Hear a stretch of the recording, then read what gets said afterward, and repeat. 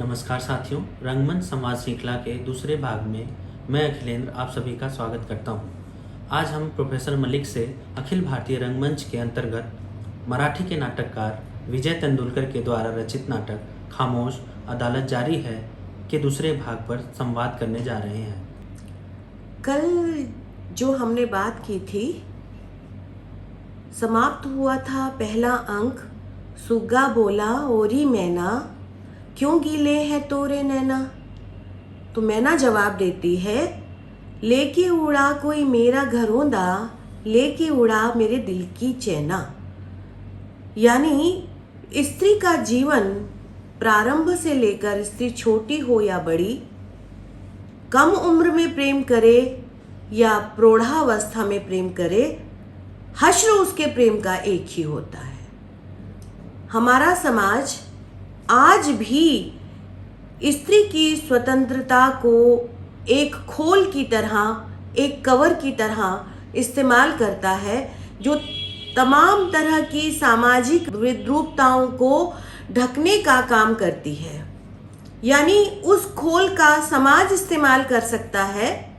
कह सकते हैं आप, स्त्रियों के लिए हमारे पास इतनी सारी नीतियां हैं, इतने सारे लॉज हैं। हाँ, स्त्री स्वतंत्रता को रक्षित करने के लिए सुरक्षा के ये तमाम माध्यम हैं, लेकिन स्त्री उस स्वतंत्रता का उपभोग नहीं कर सकती। अगर स्त्री उस स्वतंत्रता का उपभोग करने की कोशिश करती है तो उसे समाज हमेशा प्रताड़ित करता है, हमेशा लांछित करता है, हमेशा उसका मानसिक दैहिक शोषण करता है।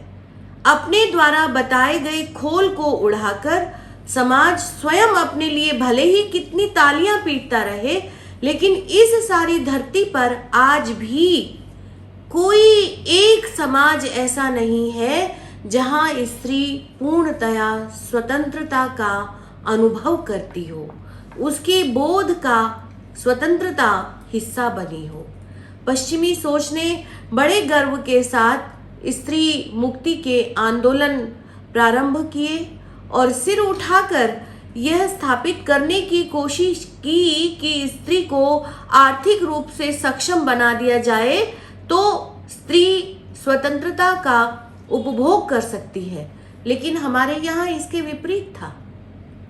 हमारे यहाँ समाज निर्माण की प्रक्रिया में स्त्री पुरुष दोनों की बराबर की साझेदारी थी, और इस साझेदारी में और स्त्री को आर्थिक रूप से स्वतंत्र कर दिए जाने में आमूल चूल अंतर है। इसे हमें समझना होगा। बेनारे आर्थिक रूप से सक्षम है, शिक्षिका है, वह एक परिवार का बोझ आसानी से उठा सकती है। बालू रोकड़े जो बेकार है और जिसकी शिक्षा का खर्च भी काशीकर परिवार दे रहा है, उसके समक्ष वो प्रस्ताव भी रखती है, अपनी लाचारगी को बनाते हुए कि अगर तुम मुझसे विवाह कर लो तो मैं तुम्हारा सारा भार उठा सकती हूँ और फिर हम एक अच्छी लाइफ लीड कर सकते हैं।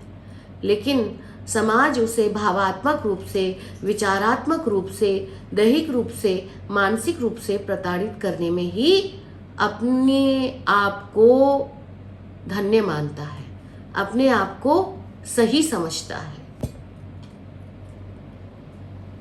द्वितीय अंक, वही दालान जिस परिस्थिति में प्रथम अंक खत्म होता है, वही परिस्थिति इस अंक के आरंभ में।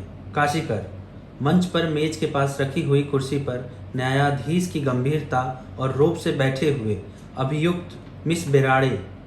इंडियन पेनल कोड 302 कॉलम के अनुसार आपके ऊपर भ्रूण हत्या का अभियोग लगाया गया है। उक्त अभियोग आपको मान्य है या अमान्य? वातावरण विलक्षण गंभीर। मिस बेराड़े कुर्सी का सहारा लेकर सुन खड़ी है। सामंत दरवाजे से जरा बढ़कर, यह लीजिए मसाला पान और सिगरेट। वातावरण रुक जाइए। देखिए, ये कोर्ट का सीन क्रिएट कर दिया है इन लोगों ने और उसको उसके बिना जाने पहचाने अभियुक्त बना दिया है। बेराड़े को किसी ने भी उससे पूछा नहीं, जबकि सबने अपनी भूमिकाएं तय की हैं, लेकिन वो वहां पर अनुपस्थित थी एट दैट टाइम, तो उससे पूछने की जरूरत भी किसी ने अनुभव नहीं की। तो अभियुक्त बना दिया बिना पूछे, इसका मतलब पता चलता है कि पहले से ही कहीं ना कहीं गुपचुप ये प्लानिंग थी इन सबके मन में कि इसका तिरस्कार करना है, किसी भी रूप में इसका सामाजिक अपकार करना है। किस बात को लेकर?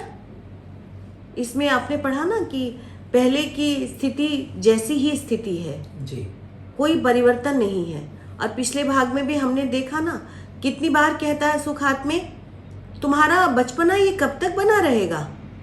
फिर कहते एक छोटी सी लड़की आज भी तुम्हारे भीतर जीवित है, जी। कब तक ये सब चलेगा। मतलब क्या है कि तुम भी उसी खोल को ओढ़कर अपने आप को धन्य समझो, धन्य करो, जिस खोल को उड़ाकर परंपरागत स्त्री का निर्माण किया गया है ना। एक पुरुष की देह अपनी हो सकती है ना, अपनी हर तरह से वो इस्तेमाल करता है, नैतिक भी और अनैतिक संबंध बनाने में भी वो उस देह का प्रयोग कर सकता है। लेकिन एक स्त्री की देह उसकी अपनी नहीं हो सकती। क्यों? उसे हर पुरुष के भोगने के लिए होना चाहिए, हर पुरुष के मनोनुकूल होना चाहिए। लेकिन पुरुष उसका उपभोग करेंगे पर छिपकर, पर्दे में रहकर। सामने आकर कोई भी उसका उपभोग नहीं करना चाहता, छिपकर उसी का वही इस्तेमाल करना चाहता है। क्यों? सामने बढ़कर कोई संबल नहीं देना चाहता, उसका सहारा नहीं बनना चाहता। जिसने प्रेम का पाखंड किया उसके साथ, प्रोफेसर दामले, जो अकादमिक रूप से हाईएस्ट पोस्ट है और जिस पर बैठा हुआ है, हम एक प्रोफेसर से अपेक्षा करते हैं कि उसमें संवेदनशीलता समाज के दूसरे पक्षों की अपेक्षा अधिक होगी। मुझे याद आता है महाभारत का एक उदाहरण। जब रंगशाला का निर्माण किया गया था तो महामंत्री विदुर ने कुछ कृत्रिम कैदियों का नाटक रचा था। 4 कैदी एक ही तरह का अपराध करके आते हैं। याद है तुम्हें वो घटना? जी। हाँ, एक ब्राह्मण है, एक क्षत्रिय है, एक शूद्र है, एक वैश्य है, लेकिन चारों ने हत्या की है। एक ही अपराध है कि एक निरपराध की हत्या करके आए हैं चारों। तो दुर्योधन से कहते हैं न्याय करने के लिए, तो दुर्योधन कहता है कि चारों को एक ही जैसा दंड मिलना चाहिए, एक ही अपराध है। पूरा समाज हतप्रभ रह जाता है। फिर सिफारिश की जाती है कि युधिष्ठिर को भी तो एक मौका दिया जाना चाहिए न्याय करने का। युधिष्ठिर को बुलाया जाता है। युधिष्ठिर कहता है क्योंकि ये ब्राह्मण है, ब्राह्मण यानी द्विज जो बना है, ज्ञान से दोबारा जिसका जन्म हुआ है वो द्विज, वो ब्राह्मण जो ब्रह्म स्वरूप है। ब्रह्म क्या? यानी जो आत्मा के ज्ञान को जानता है, उसके बोध में है, उसको पहचानता है। तो इसलिए सर्वाधिक अपराधी है यह ब्राह्मण, क्योंकि पूरे समाज को ज्ञान का आलोक देने का दायित्व इसी का था, इसलिए इसके लिए ये अक्षम्य अपराध है।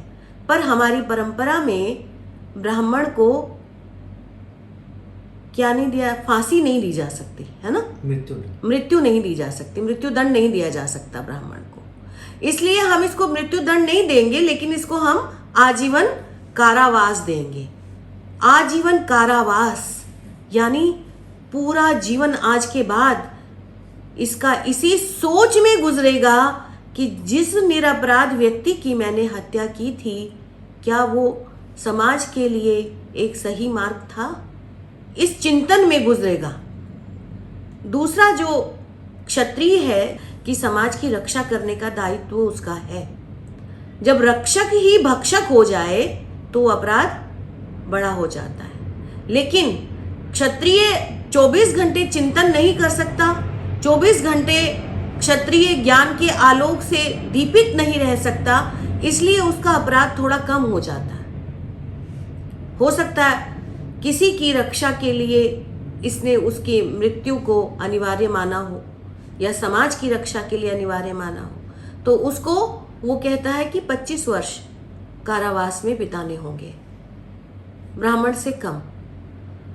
और इसी तरह से वैश्य में आता है तो वैश्य का काम व्यापार करना है, तो उसका तो बिल्कुल ही रक्षा से और ज्ञान से, उस तरह के ज्ञान से उसका कोई वास्ता नहीं है। उसका अपराध और कम हो जाता है, उसको संभवतः 12 वर्ष, और क्योंकि उससे व्यापार की भी हानि होती है और व्यापार से समाज को लाभ पहुंचता है। और जो शूद्र है, जिसका धर्म है सेवा, और सेवा धर्म को छोड़कर उसने किसी की हत्या की है, पर वो अपराधी कम है इन तीनों पक्षों की अपेक्षा, क्योंकि ज्ञान का आलोक उसके पास, वो सेवा धर्म में ज्ञान प्राप्त करने का समय उसके पास नहीं है, ज्ञान का आलोक उसके पास नहीं है उस तरह से, इसलिए 6 वर्ष उसको कारावास दिया जाता है। तो ये समाज का न्याय होना चाहिए, है ना।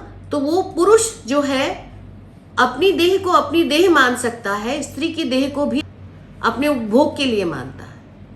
उसका सामने आके संबल नहीं बनना चाहता। यहाँ तक कि जो सबसे ज्यादा निरीह प्राणी है इस पूरे प्रकरण में, बालू, वो भी उसको कहता है कि मेरे खानदान में इतना नीच कर्म किसी ने नहीं किया पहले, ऐसा विवाह नहीं किया, मैं पूछे बगैर ऐसा काम नहीं कर सकता, मतलब मुझे नहीं रुचता ये। जो उसका भार उठाने के लिए, उसे आत्म शक्ति की रीढ़ देने के लिए, उसे स्वाभिमान की रीढ़ देने के लिए वो स्त्री तैयार है, लेकिन क्योंकि वो गर्भवती है और उसने प्रेम में धोखा खाया है, इसलिए उससे विवाह करके बालू अपने आप को, बालू रोकड़े जो है अपने आप को हे समझता है, तुच्छ समझता है। तो स्त्री अकेली रह जाती है, क्योंकि सब भोग तो करना चाहते हैं और सबके काबू में वो नहीं आती, इसलिए उसको सब प्रताड़ित करना चाहते हैं, यातना देना चाहते हैं। किंतु समाज को यह भी बर्दाश्त नहीं होता कि एक अकेली सक्षम स्त्री, सशक्त स्त्री अपना जीवन यापन कर सके। आपके पास पड़ोस में अगर कोई अकेली स्त्री रहती है तो सबकी निगाहें उसकी ओर उठती हैं, सब उसके बारे में इतिहास जानना चाहते हैं, सब उसका वर्तमान जानना चाहते हैं, सब उसका भविष्य जानना चाहते हैं। क्यों? क्योंकि किसी भी पुरुष को अगर उसके साथ देख लेंगे तो बातें बनाएंगे, चाहे उसका भाई ही मिलने आता हो, उससे पिता ही मिलने आता हो, पर वो एक पुरुष है समाज की दृष्टि में।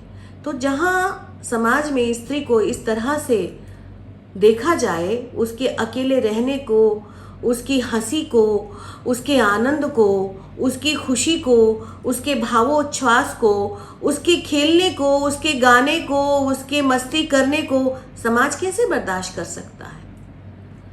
तो इसलिए समाज उसे हर रूप में प्रताड़ित करता है। ये परिस्थिति वही है जो पिछले अंक में थी, वही परिस्थिति आगे बढ़ती है, और उसी परिस्थिति में ये काशीकर बैठा है न्यायालय की कुर्सी पर न्याय देने के लिए, न्यायाधीश के रूप में। और क्या इसको जरूरत है? यहाँ जितने भी पुरुष हैं सबकी क्या जरूरत है?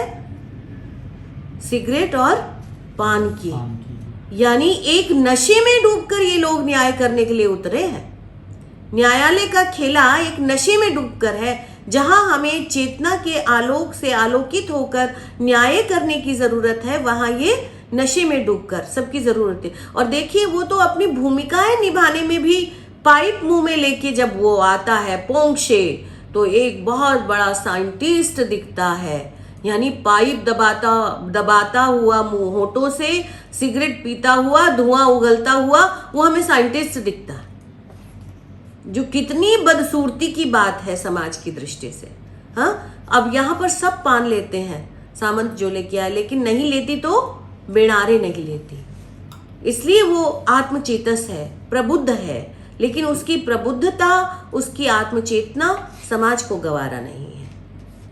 सुखात में 2 कुर्सियां मिलाकर पैर फैलाए हुए बैठे हैं, दोनों हाथ गर्दन के पीछे हैं, सुस्ती से उठकर यंत्रवत बोलने लगते हैं। सुखात में मातृत्व पवित्र है, हमने स्त्री को जगत जननी माना है, हमारी संस्कृति में उसकी सदा पूजा होती आई है। मातृ देवो भव, यह शिक्षा हम अपने बच्चों को पालने से ही देते आए हैं। माता पर बच्चे का बहुत बड़ा दायित्व होता है, वह समय पड़ने पर अपनी जान की परवाह न करके अपने बच्चे का पालन पोषण और संरक्षण करती है। Sukhatme I am deeply grateful me lord for your addition. सारांश यह है कि स्त्री क्षण काल की पत्नी और अनंत काल की माता है। ये देखिए, ये बिल्कुल उल्टी बात है। मातृत्व का बखान किया जा रहा है, महिमा मंडित किया जा रहा है, और उसको क्या किया जाता है कि तुम माँ नहीं बन सकती, तुम उसका अबॉर्शन करवाओ। विरोधाभास। यही निर्णय है ना। जी। और यहाँ क्या कह रहा है कि क्षण काल की पत्नी है और अनंत काल की माता है, और लेकिन हर उसको अनंत काल की भोग्या बनाना चाहते हैं, स्त्री बनाना चाहते हैं, हाँ जी। लेकिन क्षण काल की माता भी नहीं रहने देना चाहते। दोनों में विरोधाभास है। ये जो विरोधाभास है, यही हमारे जीवन का विरोधाभास है। जब बेनारे कहती है ना, सुनो, वो जीभ काटकर उसे फिर से जोड़ते कैसे हैं, कहती है ना शुरू जी, में, जी, जी। कैसे जोड़ते हैं, यानी ये वही जोड़ना है। वो शब्द कहकर, वो व्याख्यान देकर कैसे पलट जाते हैं। यहाँ तो खून भी नहीं निकलता और जीभ जुड़ जाती है कुछ भी कहने के लिए। जो कहा पहले उसका प्रतिवाद करने के लिए नहीं, बल्कि उसके उलट कहने के लिए भी जीभ सक्षम है। तो ये पुरुष की जीवा है, हमारे समाज की जीवा है, जो बार बार कटती है और बार बार जुड़ जाती है बिना किसी का रक्त बहाए। लेकिन रक्त जिसका बहाना चाहती है, शोषण जिसका करना चाहती है, दलन जिसका करना चाहती है, वो निर्बाध रूप से करती है ना। जी। सुखात्मे बेराड़े से, आपके मुंह लगना बेकार है। गवाह मिस्टर पोंछे। पोंछे कटघरे से थोड़ा हटकर कर्णिक से वार्तालाप में उलझा है। Nobody is serious. पोंछे कटघरे में ठीक से खड़ा हो जाता है। मिस्टर पोंछे, अभियुक्त का किसी विवाहित या अविवाहित पुरुष से विशेष घनिष्ठ संबंध है या था, इस पर आप क्या प्रकाश डालेंगे? जोर देकर ध्यान से सुनिए। विवाहित या अविवाहित पुरुष से। बेड़ारे, हाँ हाँ क्यों नहीं, खुद सरकारी वकील सुखात्मे से ही है, और वह जो न्यायमूर्ति जी हैं उनके साथ भी। वैसे देखा जाए तो पोंछे जी और बालू के साथ भी, और वह जो कर्णिक खड़े हैं उनसे भी। ये तो व्यंग्य कर रही है जी। कि मतलब किस तरह के सवाल तुम कर रहे हो। देखो, ये एक खेल कर रहे हैं नकली, लेकिन उस नकली खेल का आवरण है, जैसे स्त्री स्वतंत्रता का आवरण दिखाता है ना समाज, जी। वैसे ही ये नकली खेल का आवरण है। इसके भीतर ये तमाम लोग आपस में जुड़कर एक असली खेल कर रहे हैं। असली खेल कर रहे हैं बेनारे को अपमानित करने के लिए, तिरस्कृत करने के लिए। खेल के भीतर एक खेल कहने के लिए झूठ मूठ खेल रहे हैं जी। लेकिन ये सचमुच खेल रहे हैं। झूठ मूठ तो खेल वो होगा जो ये शाम को करेंगे, ये तो सचमुच का खेल है। और जो ये कह रहे हैं हमने सचमुच करना है, उसके अभ्यास के लिए हम ये नकली खेल कर रहे हैं, झूठ मूठ कर रहे हैं, ये असली खेल है ना। जी। शाम को नकली जिसको समझ रहे हैं वो असली खेल नहीं है, वो तो नकली खेल है। ये नकली जिसको कह रहे हैं वो असली खेल है। कर्णिक, इससे तो कहीं गंभीरता से मेरे नाटकों का रिहर्सल होता है। आचार्य जी, यहाँ पर एक मेरा प्रश्न था कि इससे तो कहीं गंभीरता से मेरे नाटकों का रिहर्सल होता है, तो यहाँ पे मतलब नाटक की दृष्टि से देखा जाए तो इस कथन का क्या मतलब? इसका मतलब ये है कि ये तो कर्णिक नहीं जानता, जहाँ तक तमाम भूमिका से लगता है ना इसकी, कर्णिक की, क्योंकि जो रोकड़े झूठ मूठ संवाद करके जाता है, झूठ मूठ गवाही देके जाता है, और मन गढ़ंत रूप से, ताकि काशी करके मन में उठ जाए और काशी मिसेस काशी करके भीतर भी उसकी इमेज अच्छी बन जाए, तो कहता है कि मैंने थप्पड़ मारा था, है ना। तो आके कर्णिक उसको सही करता है, कहता है कि नहीं, ये झूठ है इतना, और बात इतनी हुई थी। वो सही गवाही देता है, क्योंकि वो वहीं पर जान पा रहा है कि ये वास्तव में खेल नहीं, यथार्थ है जो हो रहा है, इसलिए वो यथार्थता गवाही देता है। इसलिए कर्णिक जो कलाकार है उसकी संवेदनशीलता है कुछ, तो वो कहता है यह है नया नाटक, आखिर है क्या भला। ये वाला संवाद था ना पहले, कहता है जी। कोई बताएगा मुझे ये आखिर नाटक है क्या भला, क्या भला है, मतलब ये वास्तव में तुम नाटक कर रहे हो कि खेला कर रहे हो। इसी संदर्भ में वो कहता है कि इससे अधिक सीरियस होके तो मेरे नाटकों की रिहर्सल होती है जो हम खेला करते हैं, है ना। तुम तो यथार्थ में कर रहे हो सब कुछ, और फिर तुम सीरियस नहीं हो रहे हो ऊपर से, यानी तुम किसी का अपमान करने जा रहे हो, किसी को तिरस्कृत करने जा रहे हो, और ऊपर से तुम दिखा रहे हो ये कि तुम नकली खेला कर रहे हो। इसलिए वो सवाल करता है कि ये है क्या भला, कोई बताएगा। जी, शुक्रिया। तो नाटक के जो सभी पात्र है ना, वो जड़ सामाजिक मानसिकता का शिकार है।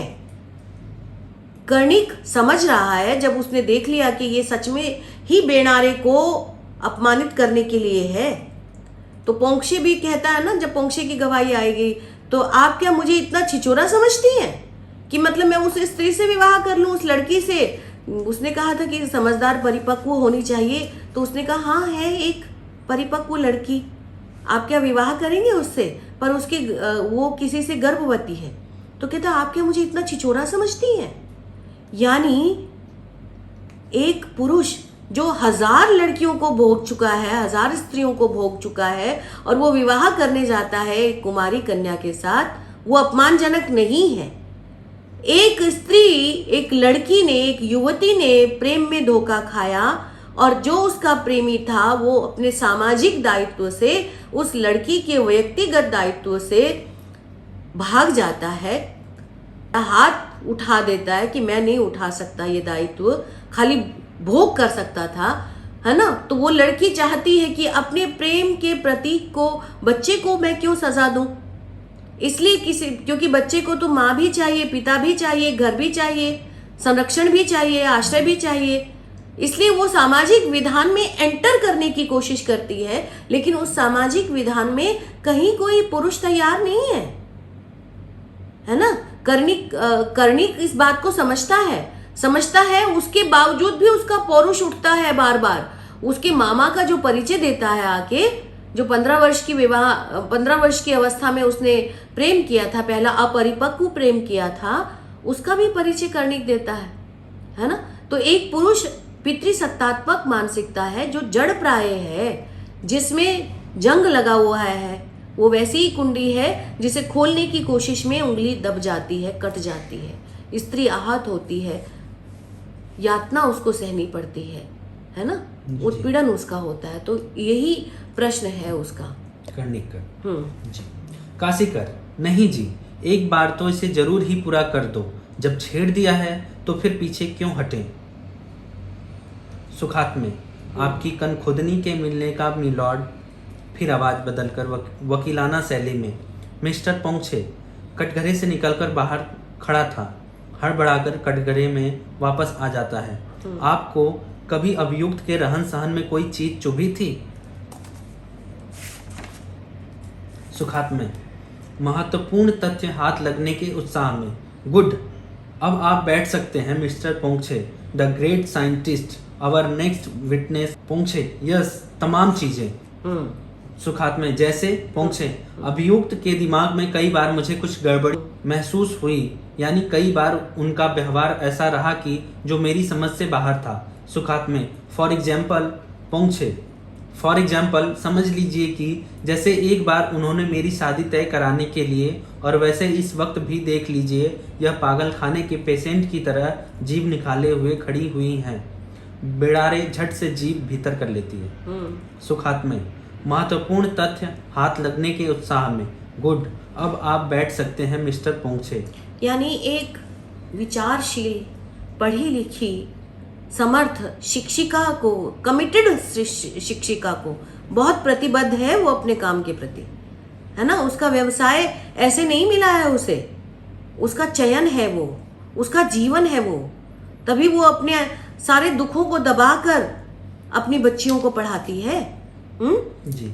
उसके ऊपर आप कहें कि वो पागल है, और वो भी कटघरे में खड़े होकर। क्यों? क्योंकि उसका व्यवहार, जैसे देखिए अभी जीभ निकाल के खड़ी, वो तो जीभ चिढ़ा रही थी, क्योंकि तुम क्या बकवास कर रहे हो, उसके लिए वो कोई मायना नहीं रखता तुम्हारा बकवास, लेकिन समाज के लिए वो मायने रखता है। इसलिए कर्णिक, कंधे को एक झटका देकर, स्ट्रेंज, अक्सर तो लगता है कि मैं इनको पहचानता हूँ, मगर दरअसल पहचानता नहीं। Truth is stranger then fiction. Karnik, आजकल के नए नाटकों में तो वह रहता ही नहीं। वह सारे नाटक तो जीवन की अर्थहीनता पर आधारित होते हैं, यानी कि इसे यूं समझिए कि मनुष्य जो है वह स्वयं ही एक अर्थहीन।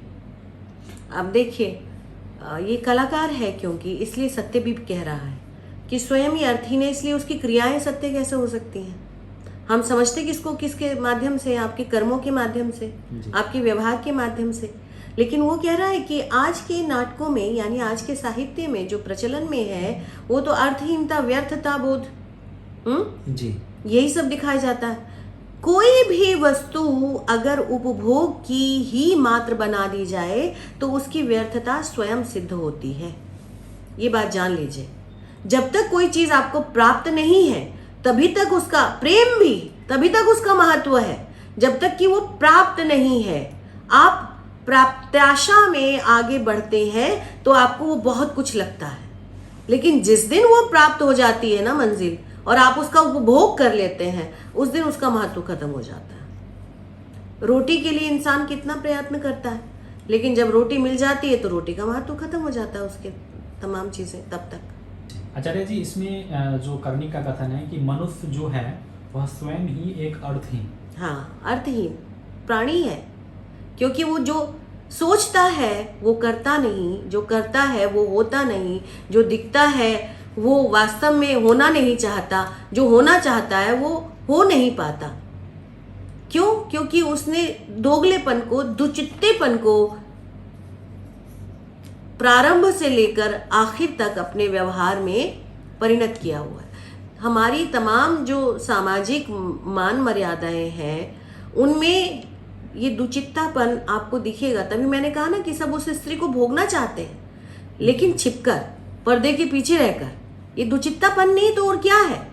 अगर आप उसका संबल बनना चाहते हैं, प्रेम करते हैं, तो सामने आके उसका हाथ पकड़िए, उसका संबल बनिए, बिताइए उसके साथ सामाजिक जीवन, व्यवस्था को दीजिए चुनौती।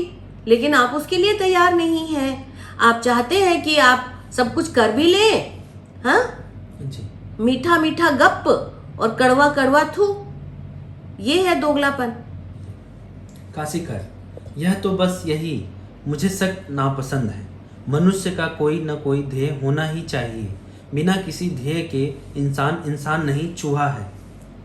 अब ये जो ध्येय की भाषा बोलता है, ये सामाजिक हितों की भाषा बोलता है, सामाजिक सरोकारों की भाषा बोलता है, न्यायालय में न्यायाधीश की कुर्सी पर बैठा है, लेकिन यही तो नाना साहब राजनीतिज्ञ की पोल खोलता है वहां पर। और पोल नाना साहब राजनीतिज्ञ की नहीं खुलती, पोल खुलती है बेनारे की, जबकि उसने उसको वहां देखा नहीं था शक्ल, लेकिन कहता है मैं निश्चित रूप से कह सकता हूं कि वो बेनारे बाई ही थी जिसके बारे में नाना साहिब बात कर रहे थे, क्योंकि उसके हाथ में बच्चों का भविष्य नहीं दिया जा सकता।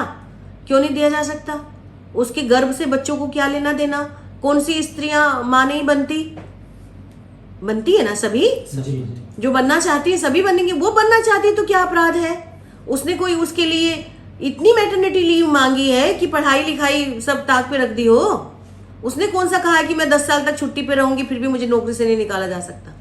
उसने तो कहा मैंने प्रेम किया है, लेकिन उस प्रेम की सजा मेरी नौकरी छीनकर मुझे नहीं दी जानी चाहिए।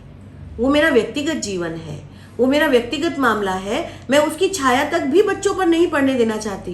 कितने बच्चे जानते हैं, इतने छोटे मासूम बच्चे, कि किसका पति कौन है, कौन शादीशुदा है, कौन अविवाहित है? कौन अपने बारे में जाकर ब्यौरा देता है? कोई नहीं देता। लेकिन फिर भी नाना साहेब क्योंकि उसका उपभोग करना चाहते, पहले दिन क्या कहते हैं कि वो युवती है, वो है ना, इसलिए उसको सीधा नाम ही नहीं कर सकता था, इसलिए कल आने के लिए फिर से कह दिया है। यहाँ तो पर इसका क्या अर्थ है कि युवती है तो उसको ना नहीं किया जाता? ताकि वो उपभोग के लिए रास्ता निकाले अपने, उसके देह का भोग करे। अगर वो मान जाती है तो कल ना नहीं होगा, अगर वो नहीं मानती है तो ना ही है। तो इसीलिए तो उसका रेजिग्नेशन मांग लिया, क्योंकि वो नहीं तैयार हुई। तो चरित्र उसका है कि इनका है? उसने तो प्रेम में धोखा खाया है।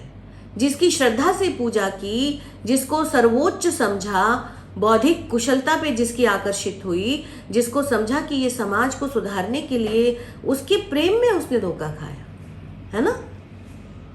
जी। ऐसे किसी की उपभोग की वस्तु तो नहीं बनती, वो ना बनने के लिए तैयार है। जी। काशीकर, बालू अब इस समय बिना झेपे हुए एक बढ़िया सी गवाही दे तो दो, समझ ले। देखो, एक और बात नोट करोगे, प्रारंभ से लेकर आखिर तक इस पूरे नाटक में बीच में जहां भी बोलने की कोशिश करती है बेनारे, वहीं सब उस पर टूट पड़ते हैं एक साथ कि तुम बीच में मत बोलो, तुम इसको सीरियस लो। और खुद उकसा रहे एक दूसरे। देखो, बालू को उकसा रहा है कि अब ठीक बढ़िया सी गवाही दे दो। और तुम्हें झूठ थोड़ी बोलना है, जो सच हुआ है बस वही कह दो ना। जी। रोकड़े, मुझे टोकिए नहीं, बीच बीच में मैं गया था वहां, वह जो दामले साहब है ना, उनके घर।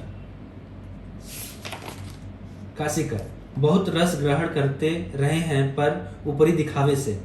सुखात में यह कुछ व्यक्तिगत सा हुआ जा रहा है, इस तरह तो सुखात में नहीं, बिल्कुल नहीं मिलॉर्ड, यह तो इस मुकदमे का ही एक अंश है। हाँ तो मिस्टर रोकड़े, अब ये बताइए, अगर प्रोफेसर दामले यहाँ आ जाते तो क्या ये खेला करते? नहीं, संभव है कि नहीं होता है ऐसा। संभव नहीं, असंभव है कि ये खेला होता ही नहीं। जी। प्रोफेसर दामले नहीं, एक पुरुष दुम दबा के भाग गया अपने दायित्वों से, इसलिए तो ये खेला कर रहे, क्योंकि अब प्रताड़ना सहने के लिए सिर्फ एक अकेली लड़की है। तब तो वो अकेली नहीं होती ना। जी। ठीक है, इसलिए ये प्रश्न उठता है। इसका मतलब कहीं ना कहीं दामले को ना आने के लिए भी इन लोगों ने कहा है। जी। ये भी है कि कहीं ना कहीं वो षड्यंत्र है पूरा, और उस षड्यंत्र का ये सब हिस्सा है। नहीं तो उसके मामा की बात उठाना और राजनीतिज्ञ की बात यहाँ तक लाना, क्या ये सब ऐसे ही हो गया? या फिर और सामंत को पूर्व लिखित जो प्रति दी गई वो आकस्मिक तो नहीं हो सकती, पूरी तैयारी के साथ। यहाँ पर क्या इस तरीके से भी सोचा जा सकता है कि जो प्रोफेसर दामले हैं उन्होंने ही ये संपूर्ण मतलब जो है घटना को रचा हो, कि वो खुद नहीं आएंगे, खुद अब्सेंट रहेंगे और उनके साथी जो हैं उसको जलील करेंगे। ये भी हो सकता है, एक पार्ट ही निकाला जा सकता है, लेकिन इस पार्ट की संभावना कम है, क्योंकि जो चोरी करता है ना, वो चोर तो जानता ही है कि मैं चोर हूं, इसलिए वो अपनी किसी भी रूप में बदनामी नहीं चाहता। पिंड छुड़ाने के लिए तो उसने उसको वैसे ही छोड़ दिया है कि मैं नहीं विवाह कर सकता। 5 बच्चों का पिता है तो उसको ये उपभोग करने की क्या जरूरत थी? पत्नी उसकी मौजूद है, लेकिन फिर भी दूसरे में रस चाहिए, है ना? जी। तो ये जीभ जो बार बार कट जाती है फिर भी जुड़ जाती है, ये वही वाला सवाल है ना? ये नाटक पूर्व नियोजित है, षड्यंत्र है, इसमें कोई दो राय नहीं है। और ये षड्यंत्र रोज होते हैं। आपने कितनी बार सुना होगा, अभी पीछे की बात थी, पूरे राजस्थान में कुछ गांव में घटनाएं घट चुकी हैं कि एक स्त्री को अपमानित किया गया क्योंकि उसके संबंध दूसरे के साथ थे, और उसको उसके बाल काट के नग्न रूप में पूरे गांव में घुमाया गया। तो अगर उसकी इज्जत प्यारी होती तो उसको नंगा करते, क्योंकि किसी एक ने भोगा, इसने भोगा अवांछित रूप से, उसे सब भोगना चाहते। ये मानसिकता आज भी कहीं ना कहीं विद्यमान है। कि पीछे देखा था ना आपने, 2 साल पहले की 18 की बात है कि जब ये नॉर्थ ईस्ट का जो राज्य है सिक्किम, वहां खंबे से बांधकर उस स्त्री को सब लोगों ने आके कोड़े मारा, तो फिर पत्थर मारे गए। खंबे से बांधा है उसको, क्योंकि उसके किसी के साथ अनैतिक संबंध थे, और वो प्रतिष्ठित आदमी था गांव का। उस आदमी को सजा मिलनी चाहिए थी कि उस स्त्री को। ज्यादा शक्तिशाली कौन था? पुरुष था। और जो, क्योंकि निरीह को, कमजोर को सताने में और मजा आता है ना समाज को, क्योंकि कमजोर कैसे कह दे कि मेरे उसके साथ संबंध है शक्तिशाली की, वो तो पर्दे के पीछे है, पर्दे के पीछे रहने दो, बने रहो, उपभोग की वस्तु। ये है मानसिकता। तो बिना रे क्योंकि उन्मुक्त भाव से जी रही है, ये समाज को बर्दाश्त नहीं है ना? जी। बिराणे, आपको चाहिए तो मैं 25 और आदमियों के नाम पते दे सकती हूँ जिनके साथ अकेली घूमती फिरती हूँ, मुकदमा चलाने चले हैं। हाँ, अब ये भी बताइए, क्या इनमें से कोई भी एक ही स्त्री के साथ रहता है क्या?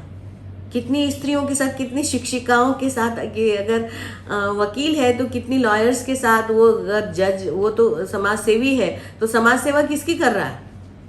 सभी की स्त्री, कितने स्त्री पुरुष, कितने लोगों के साथ परिचय होगा? बिल्कुल। वो कलाकार है तो उसका कितने रंगकर्मियों के साथ, स्त्रियों के साथ परिचय होगा? शिक्षा ग्रहण करते समय जरूरी तो नहीं है कि सब बॉयज स्कूल में या गर्ल्स स्कूल में ही पढ़े हो, कोएड में भी पढ़ सकते हैं आप, है ना? तो कितने लोगों के साथ संपर्क आता है? लेकिन ये वैसा ही सवाल है जैसा दारोगा पूछता है मैला आंचल में उनसे, प्रशांत से ना, कि कितनी और लड़कियों को जानते हो तुम? तो कहता है मैं 400 लड़कियों को जानता हूँ। तो एकदम बड़ा सा मुंह फाड़ लेता है, हाँ, कि 400 लड़कियों को कैसे? तो कहता है मेरे साथ मेडिकल में पढ़ती थी। तो कहता है अरे नहीं वैसे नहीं, ये वैसे ही भद्दे दिमाग की, बदरंग दिमाग की मानसिकता का सवाल है। कर्णिक, नहीं बैठता तो भी क्या हुआ, यह तो अभी यूं ही हो रहा है। This is just rehearsal. पहुंचे।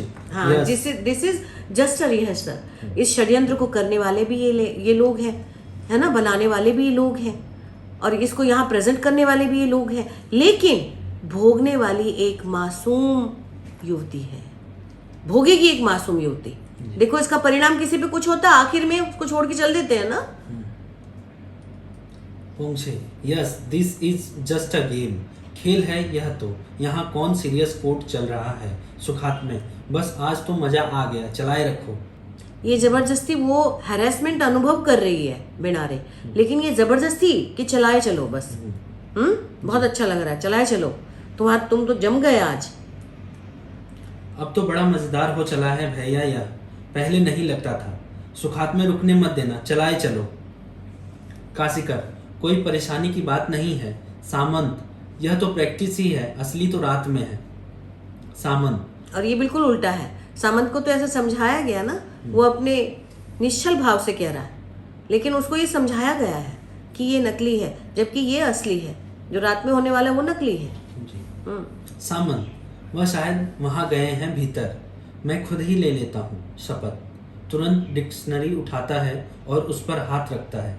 शपथ लेकर कहता हूँ कि जो कुछ कहूँगा सच कहूँगा, झूठ नहीं कहूँगा। मेरा मतलब कि बस इस मुकदमे में जैसा सच होता है वैसा ही, यानी इस तरह से झूठ ही हुआ, मगर प्रैक्टिस के लिए शपथ ले रहा हूँ। हाथ अभी भी डिक्शनरी पर ही है। बात यह है कि अब जानबूझकर झूठ बोलने का कलंक क्यों अपने माथे लूं। खेदयुक्त स्वर में, ईश्वर वगैरह को मानता हूँ न मैं। चलिए शपथ हो गई। गवाह के कटघरे में वापस आकर सुखात्मे से, ईश्वर वगैरह को मानता हूँ ना मैं, इसलिए मैं झूठ नहीं कसम खा सकता। वो है भी डिक्शनरी, क्यों डिक्शनरी है वो? वही आचार्य जी, मुझे मेरी भी जिज्ञासा है कि यहाँ पे डिक्शनरी का क्यों प्रयोग किया? डिक्शनरी का प्रयोग के देखो, नाटक में कोई भी चीज व्यर्थ नहीं होती, उसका एक अर्थ होता है। डिक्शनरी क्यों?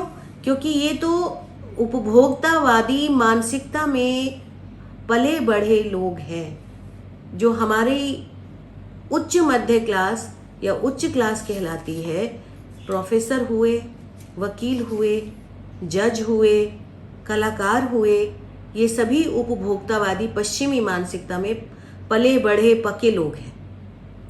ये डिक्शनरी उसी मानसिकता का प्रतीक है। इसीलिए तो जो सहज भाव से, निश्चल भाव से युवती जीना चाहती है, हंसना चाहती है, खेलना चाहती है, निश्चल प्रेम का प्रतिदान पाना चाहती है, जीवित रहना चाहती है, अपनी संतान को भी समाज के आच्छादन के साथ, सामाजिक मर्यादा के साथ जीवित रखना चाहती है, उसे सुखात्मे, उसे ये काशीकर, उसे वो कर्णिक, उसे वो पोंक्षे, कोई भी नहीं जीवित रखने देना चाहते। और उस पर आरोप भी ये लगा रहे कि ये भ्रूण हत्या का। भ्रूण हत्या करने वाला कौन है? भ्रूण किसका है? भ्रूण तो उस सहज मानवीयता का है जिसकी हत्या करने पे ये तुले हुए हैं। ये तमाम सभ्यता, ये तमाम सामाजिकता, ये तमाम व्यवस्था जिसकी हत्या करना चाहती है, वो भ्रूण है, जिसे पैदा नहीं होने देना चाहते। क्या है वो भ्रूण? वो स्त्री की स्वतंत्रता का भ्रूण है, वो स्त्री की साहसिकता का भ्रूण है, वो स्त्री के निश्चल प्रेम का भ्रूण है, वो स्त्री के आत्मदान का भ्रूण है, वो स्त्री की अपनी जिंदगी का भ्रूण है जिसे वो जीना चाहती। वो कहती है ना, जिंदगी सभी की अपनी होती है।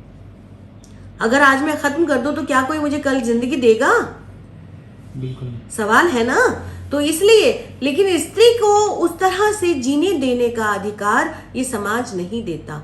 भले ही हम न्याय की दृष्टि में समान हो, भले ही हम समाज के कहने के लिए स्त्री के ऊपर पूरा समाज मुकम्मल रूप से खड़ा हो, और ये खड़ा भी है, लेकिन फिर भी उस स्त्री को रीढ़ नहीं देना चाहता ये समाज। वो चाहता है कि वो अपने ढंग से उसका इस्तेमाल करे एक वस्तु के रूप में। सामंत, स्वाभिमान, हाँ, मगर ज्यादा नहीं। कुल 2-2.5 घंटे में ऐसी क्या पहचान हो सकती है, मगर हो तो गई ही। बहुत अच्छी है भाई। सुखात्मे, मगर उनके बारे में जो धारणा आपके मन में बन गई है वह उतनी अनुकूल और विश्वसनीय नहीं लगती है। क्यों? मतलब जो सही बात कह रहा है वो गलत है ना? तो सही बात तो वो कहता ही है, क्योंकि शुरू में उसने कहा ना कि हमारे समाज, धर्म, संस्कारों की जड़ों में बारूद लगाकर समूल नष्ट करने का काम कर रही है ये स्त्री। सामंत, हाँ, नहीं लगेगी, क्यों नहीं, जरूर लगेगी। मेरी माँ तो एक सेकंड में चेहरा देखकर आदमी को परख लेती थी। अब तो बिचारी को बिल्कुल दिखाई ही नहीं देता। यानी हमारी परंपरा में जो स्त्री शिक्षित होती थी व्यवहारिक रूप से, वो हमने खत्म कर दी है। उसको कहाँ से दिखाई देगा? वो तो हमने रखी नहीं, उसको तो हम जीवित रखने नहीं देना चाहते ना, क्योंकि वो सक्षम है, क्योंकि वो समर्थ है, क्योंकि उसके सामने पुरुष छोटा हो जाता है, उसकी सभ्यता के सामने ये सभ्यता छोटी हो जाती है, उसके संस्कारों के सामने ये संस्कार अपराध की तरह दृष्टिगत होते हैं, उसके धर्म के सामने ये धर्म नंगा हो जाता है, उसके दर्शन के सामने ये दर्शन खोखला सिद्ध होता है। इसलिए उस सशक्त, उस समर्थ स्त्री को हम सामने नहीं आने देना चाहते। समाज नष्ट करने पर आमादा है उसको, इसलिए झूठे आरोप लगाते हैं, है ना जी। रोकड़े अंदर से आकर अपने पूर्व स्थान पर खड़ा हो जाता है। बेराड़े अभियुक्त के कटघरे में हाथ पर गाल टिकाए, आंखें बंद किए हुए एकदम निश्चल बैठी हुई है। सामंत, वह तो सो गई लगती है। वह देखिए बेराड़े आंखें बगैर खोले हुए जाग रही हूँ। नींद तो चाहने पर कभी भी नहीं आती ही नहीं। काशीकर, आचार्य जी, यहाँ पर मेरी एक जिज्ञासा है कि नींद तो आती नहीं। नींद स्त्री को कैसे आएगी? बेनारे के संदर्भ में यदि देखा जाए, बेनारे के संदर्भ में उसको कैसे आएगी आप सोचो, जबकि मस्ती से सोने का टाइम है उसका, लेकिन कैसे आएगी? जो अपने से ज्यादा उस भ्रूण की चिंता में है जो उसके पेट में पल रहा है कि उसको कैसे जीवित रखा जाए।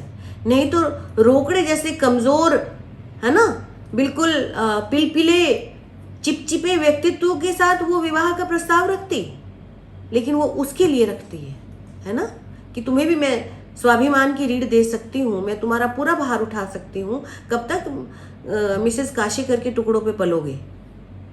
जो कि खुद एहसान जताते हैं बार बार, कहते हैं ना कि वो समाज सेवी है। क्या समाज सेवी है जो एहसान जताते हैं बार बार?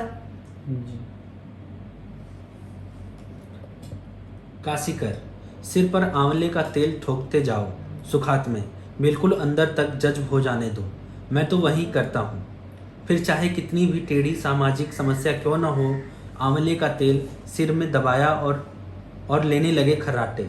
और इतना समझ लो कि इधर नींद आई नहीं कि उधर दिमाग एकदम शांत, और दिमाग शांत न रहा तो फिर सामाजिक समस्याओं पर आप लाख सिर पीटते रहिए, हल होने की ही नहीं। दिमाग और हाजमा, बस यही तो वह दो चीज़ें हैं। और ये दोनों चीज़ें दुरुस्त रखने के लिए नशा चाहिए, जो नशा ये कर रहे हैं। हाँ, दोनों चीज़ें दुरुस्त करने के लिए दूसरों के ऊपर खुद को अपना पाक साफ दिखाने के लिए दूसरों को आरोपी दिखना चाहिए, तो वो दिखा रहे हैं। सामंत, लो हो गई न गड़बड़, बाहर से कुंडी बंद हो गई। बस यही तो होता है इस दरवाजे में। बाई जरा रुकिए आप। उठकर आगे बढ़ता है, खोलने का प्रयास करता है। बाहर से आते समय जब दरवाज़ा खोलने गया तो कड़ी ठीक से खिसकाई नहीं गई, और भीतर से दरवाज़ा बंद करते ही बस हो गया बंटाधार।